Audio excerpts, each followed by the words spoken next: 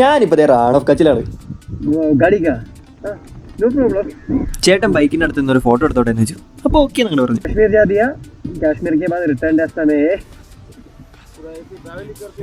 ഇങ്ങനെ യാത്ര ഇഷ്ടപ്പെടുന്ന കുറേ പേര് നമ്മളെ വഴിയിൽ പരിചയപ്പെടും. നമ്മുടെ നാട്ടിലുള്ള കുറേ മലയാളികൾ അങ്ങനെ വഴിയിൽ വെച്ച് പരിചയപ്പെടും. ഇപ്പോഴത്തെ സച്ചിൻ ബ്രോന് 2ാമത്തെ പ്രാവശ്യമാണ് കാണുന്നത്. ഗുജറാത്തിലെ റോഡ് ടു ഹെവന് ശേഷം നേരെ പോകാൻ പോകുന്നത് നേരെ വൈറ്റ് ഡെസേർട്ടിലേക്കാണ്.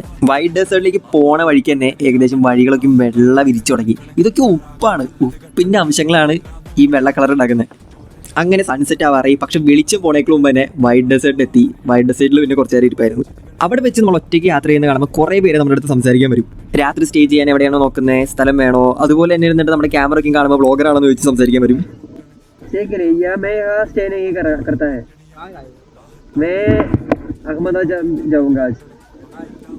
ഇപ്പൊ എന്നോട് സംസാരിക്കാൻ വന്നത് സ്കൂൾ ട്രിപ്പ് പോയേക്കുന്ന 2 പിള്ളേരാണ്.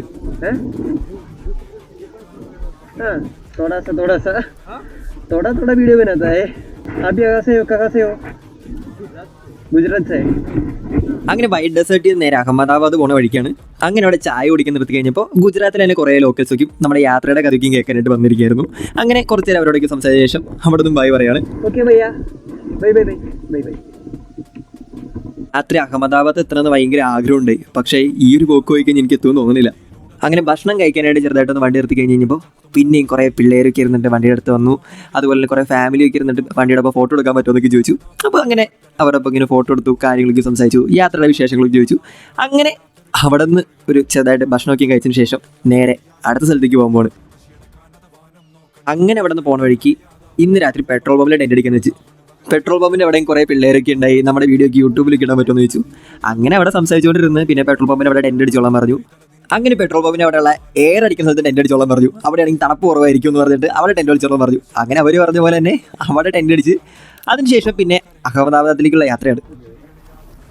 രാവിലെ ഒന്ന് ചായ കുടിക്കാൻ വേണ്ടി ജസ്റ്റ് ഒന്നൊരു കടയിൽ നിർത്തി. അവിടുത്തെ പിള്ളേർ നമ്മളുടെ ക്യാമറയെ കുറിച്ചും ക്യാമറ എങ്ങനെയാണ് റെക്കോർഡ് ചെയ്യുന്നതെന്നൊക്കെയുള്ള കാര്യങ്ങളൊക്കെ ആയിരുന്നു ചോദ്യങ്ങൾ. പിന്നെ അത് പറഞ്ഞു കൊടുക്കലേ.